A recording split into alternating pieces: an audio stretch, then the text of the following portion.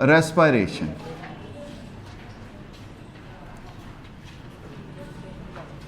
What is respiration? सबसे पहली बात, respiration is a energy yielding process.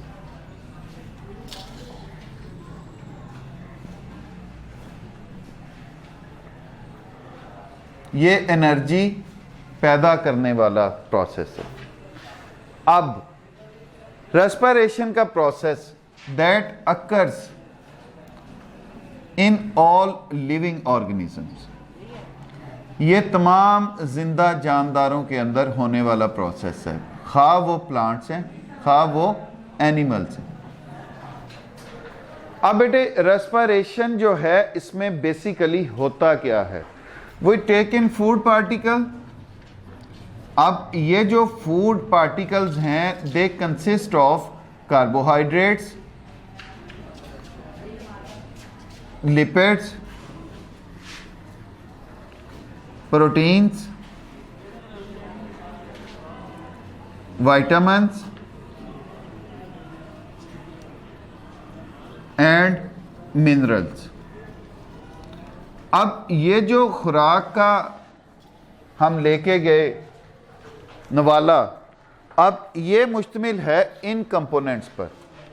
अब इनके अंदर चूंकि these are all chemicals, they contain carbon hydrogen bonds, इनके अंदर कार्बन हाइड्रोजन बॉन्ड्स मौजूद होते हैं। मतलब ये मुख्तलिफ एलिमेंट्स, मतलब कार्बन हाइड्रोजन पर मुश्तमिल कंपाउंड्स हैं।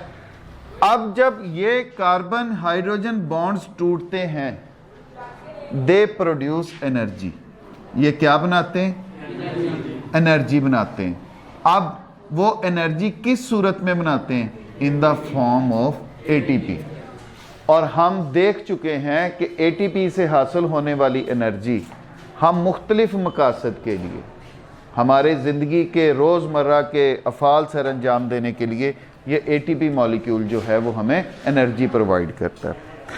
अब बेटे ये जो आपकी रेस्पिरेशन है that may be of two types, मतलब it may be aerobic respiration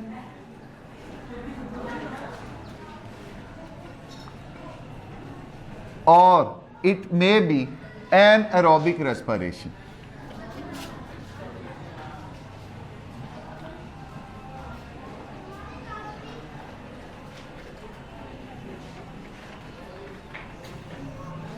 What is aerobic respiration? Aerobic respiration mean complete oxidation of glucose molecule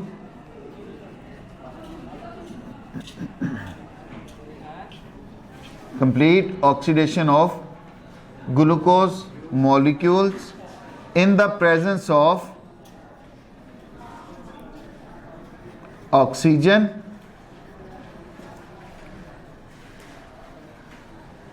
to produce carbon dioxide and water with newly formed ATP molecules. Complete oxidation से मुराद कि आपका glucose का molecule C6H12O6 oxygen की मौजूदगी में टूटेगा किसमें? Carbon dioxide plus water में, और साथ क्या बनाएगा?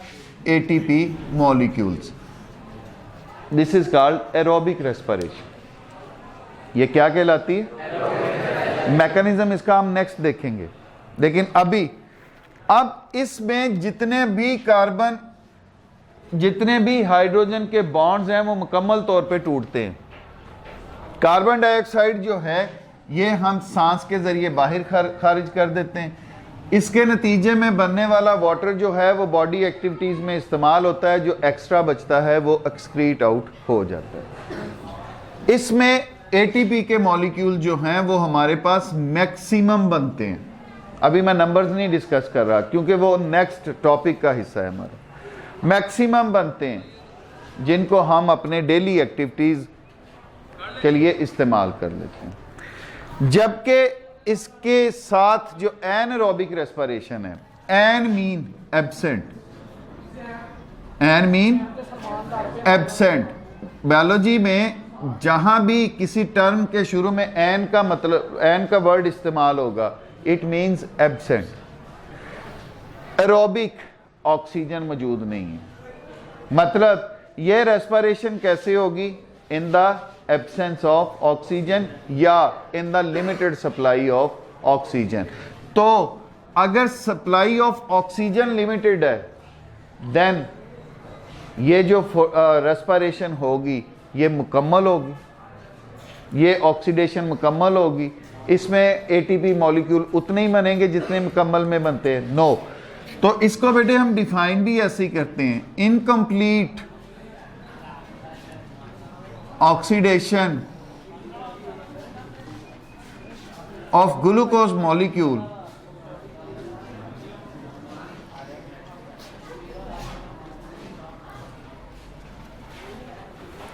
that form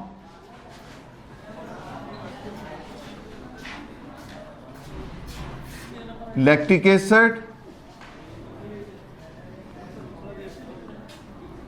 और अल्कोहल।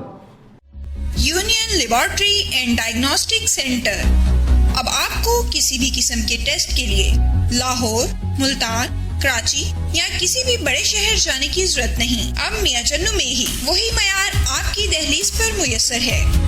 लेबोरेटरी की नुमाया खसूसियात, जदीद मशीनरी, स्टेरिलाइज्ड और कुशादा माहौल, कैलिब्रीन और क्वालिटी कंट्रोल, आला तालीम याफ्ता और मुस्तनद पैथोलॉजिस्ट और लैब टेक्नोलॉजिस्ट की ज़ेरे निगरानी, जहां पर शुगर, गुर्दे, जिगर, दिल, कोलेस्ट्रॉल, पितना, पेशाब, हेपेटाइटिस, यरकान, औरतों और मर्दों की पोशीदा अमराज से मुतल्लिका तमाम टेस्ट इंतहाई मुनासिब फीस में किए जाते हैं। बैरून मुल्क जाने के लिए आर्जी मेडिकल टेस्ट के लिए तशरीफ लाएं। घर से सैंपल कलेक्शन की सहूलत भी दस्तयाब है। जदीद तरीन पैथोलॉजी लैब को दुनिया के बेहतरीन आलात से आरास्ता किया गया है। यहाँ पे तकरीबन लेटेस्ट इक्विपमेंट पैथोलॉजी के सारे हैं। यहाँ पे ये है कि एक्यूट इमरजेंसी में जो भी चीज़ें रिक्वायर्ड होती हैं कार्डियक सर्जरी में, उसके अलावा बाकी कोई एक्सीडेंटल केस ऐसे हैं उनकी रिक्वायरमेंट के मुताबिक सारी चीज़ें यहाँ पे हैं। बेसिक जो हमारे टेस्ट हैं उनके अलावा स्पेशल टेस्ट, हार्मोन एनालिसिस, उसके बाद इनके ट्यूमर माइक्रोबायोलॉजी डिपार्टमेंट, तो तकरीबन सब फील्डों को यहाँ पे कवर कर। Union laboratory and diagnostic centre, Mehar Mohammad Naeem, laboratory manager, biochemist, lab technologist, MSc biochemistry, university of agriculture Faisalabad, BSc medical laboratory technology, Sheikh Zayed hospital, Punjab university Lahore. उसको सुपरवाइज करते हैं और हमारी जो इक्विपमेंट है लैब में वो second to none, top class.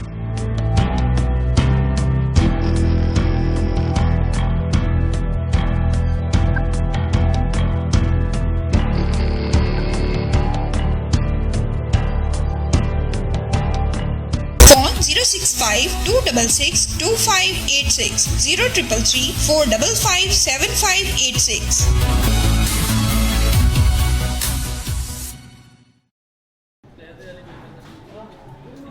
in limited supply of, limited supply or absence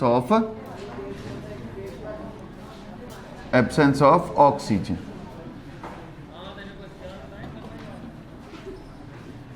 अब बेटे इसमें एटीपी जो है वो भी लिमिटेड बनती है, वो उतनी नहीं बनती जितनी के आपकी आम रेस्पिरेशन के नतीजे में बनती है। अब बेसिक ये प्रोसेस हमारा 3 स्टेप्स पे मुश्तमिल है। ग्लाइकोलिसिस होगी या ग्लाइकोलाइसिस इसे हम कह देते हैं, ये साइटोप्लाज्म के अंदर होगी, ग्लूकोज के मॉलिक्यूल का टूटना। उसके बाद इस ग्लाइकोलिसिस के नतीजे में हमारे पास 2 पायरोवेट के मॉलिक्यूल्स बनते हैं।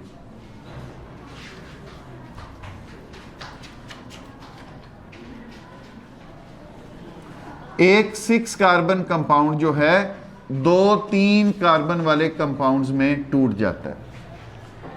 जब कंप्लीट ऑक्सीडेशन होती है तो तब तो ये पायरोवेट से एसिटाइल को ए बनता है, ये आपके चला जाता है क्रेब्स साइकिल में। क्रेब्स साइकिल से इससे नए मॉलिक्यूल्स बनते हैं जो कि चले जाते हैं इलेक्ट्रॉन ट्रांसपोर्ट चेन में।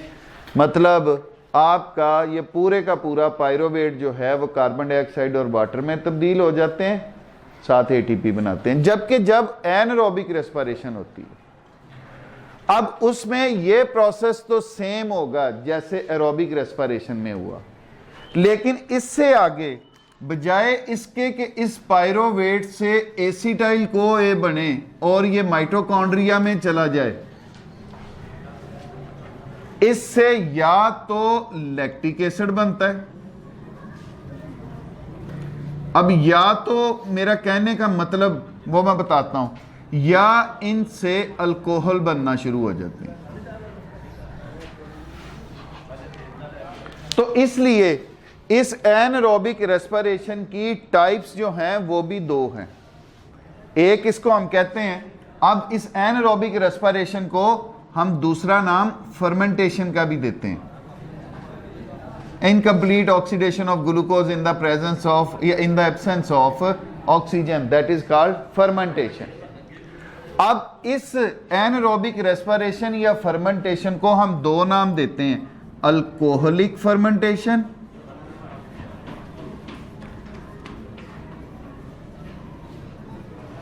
या लैक्टिक एसिड फर्मेंटेशन।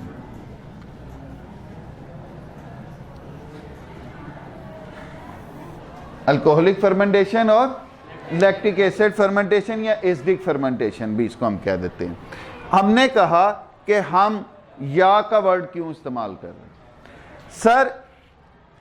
ये जो आपकी लैक्टिक एसिड फर्मेंटेशन है that occurs mostly in bacteria. किन में होती है? बैक्टीरिया में। ये जो अल्कोहलिक फर्मेंटेशन है that takes place in yeast. ये किन में होती है? यीस्ट में होती है। मतलब आपकी रेस्पिरेशन जो एनारोबिक है ये भी किस तरह की होगी ये डिपेंड करता है जानदार पे। किस पे डिपेंड कर रहा है? जानदार पे डिपेंड कर रहा है।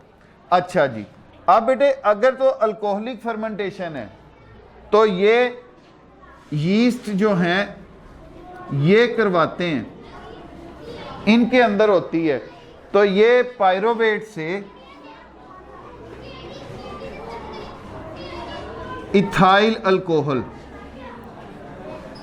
इससे तैयार कर देते हैं। मतलब ये पायरोवेट का जो मॉलिक्यूल है ये 3 कार्बन वाला कंपाउंड है, यहां से एक कार्बन डाइऑक्साइड का मॉलिक्यूल निकल जाएगा, बाकी 2 कार्बन रह गए, तो ये हमारे पास इथाइल अल्कोहल बन जाएगी।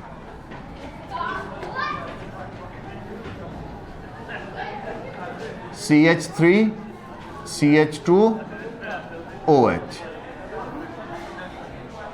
तो तब ये आपकी फर्मेंटेशन जो है अल्कोहलिक फर्मेंटेशन कहलाएगी। लैक्टिक एसिड फर्मेंटेशन, दही का तो सुना है, ठीक है। दही जो है वो लैक्टिक एसिड पैदा करने वाले बैक्टीरिया दूध को दही में तब्दील करते हैं। अब इसमें क्या होता है कि ये 3 कार्बन वाला पायरोवेट का जो मॉलिक्यूल है वो लैक्टिक एसिड में तब्दील हो जाता है।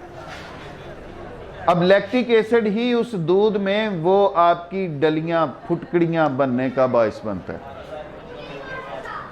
तो लैक्टिक एसिड फर्मेंटेशन जो है that is done by the bacteria.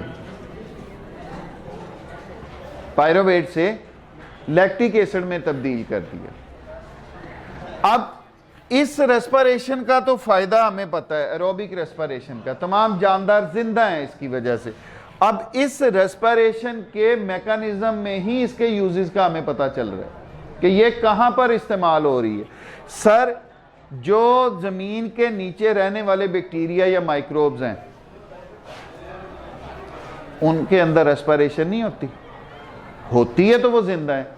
तो उनके अंदर ये आपकी एनारोबिक रेस्पिरेशन होती है। तो उन जानदार को हम एनारोब्स का नाम देते हैं। उन जानदार को हम क्या कहते हैं? एनारोब्स। एनारोब्स जो हैं एनारोबिक रेस्पिरेशन करके अपनी जिंदगी चला रहे हैं। एक इनका इंपॉर्टेंस, इतना आप में पहले स्टेमिना मौजूद था जिस काम के लिए आप जितना यूज टू थे, आपका हार्ट, आपके लंग्स उतनी ऑक्सीजन आपके जिस्म को दे ही जा रहे थे। लेकिन जो उससे ज्यादा रिक्वायरमेंट थी, जब आप रूटीन से ज्यादा भागे, अब आपके लंग्स, आपका हार्ट आपको उतनी ऑक्सीजन प्रोवाइड नहीं कर सका। लेकिन एनर्जी तो चाहिए, लेकिन एनर्जी तो चाहिए थी, भाग नहीं रहे। अब होना क्या चाहिए था कि हमारी स्पीड फिर लिमिट लग जाती, क्रूज लग जाता, क्रूज कंट्रोल, कि ये इस तक हो सकता है, इससे आगे नहीं हो सकता। लेकिन आप भाग रहे होते हो, आप खेल रहे होते हो, आप सब कुछ कर रहे होते हो सर, तब आपका ये साथ मैकेनिज्म एक्टिवेट हो जाता है, एनारोबिक रेस्पिरेशन होना शुरू हो जाती है, जिसकी वजह से आपके मसल सेल्स के अंदर लैक्टिक एसिड बन के जमा हो जाता है, गिल्टियां बन जाती हैं ना, फिर उसको मसल्स को मालिश करना पड़ता है। तो आपको इमरजेंसी सिचुएशंस के अंदर जो आपकी रेस्पिरेशन का प्रोसेस है, इन द एब्सेंस ऑफ ऑक्सीजन या लिमिटेड सप्लाई ऑफ ऑक्सीजन, अब समझ आई कि मैं लिमिटेड सप्लाई क्या कह रहा हूं। एब्सेंस का तो क्लियर कट है कि उन जानदारों को ऑक्सीजन की जरूरत ही नहीं होती, लेकिन हमें जब ये खलियां पड़ती हैं तो ऑक्सीजन मिल तो रही होती है, लेकिन वो थोड़ी होती है, वो हमारी जरूरत को पूरा नहीं कर रही होती। तो तब रेस्पिरेशन जो है वो साथ एनारोबिक चल रही होती है, जिसके नतीजे में हमारे जिस्म में फैटीग्स पड़ जाती हैं। लेकिन एनारोबिक रेस्पिरेशन है, it has also use in the food industry. आपकी 10th क्लास में पूरा फर्मेंटेशन का चैप्टर है। आपके जितने अचार, मसाले ये तैयार किए जाते हैं, इनसे तैयार किए जाते हैं। आपकी जितनी बेकरी आइटम्स वो फूली हुई होती है ना, वो सारी की सारी इस फर्मेंटेशन की बदौलत होती है। अब इस फर्मेंटेशन की बदौलत कई सारे एंजाइम्स, कई सारी आपकी मेडिसिन्स जो हैं इवन वो तैयार की जाती हैं, वो कमर्शियली तजारती पैमाने पर बना के सेल आउट की जाती हैं। और यही जानदारों की इस एबिलिटी को इस्तेमाल करते हुए फिर उनमें कुछ और मॉडिफिकेशंस भी कर ली जाती हैं, ताकि हम अपने मतलूबा नताइज जो हैं वो हासिल कर सकें। ठीक है जी। या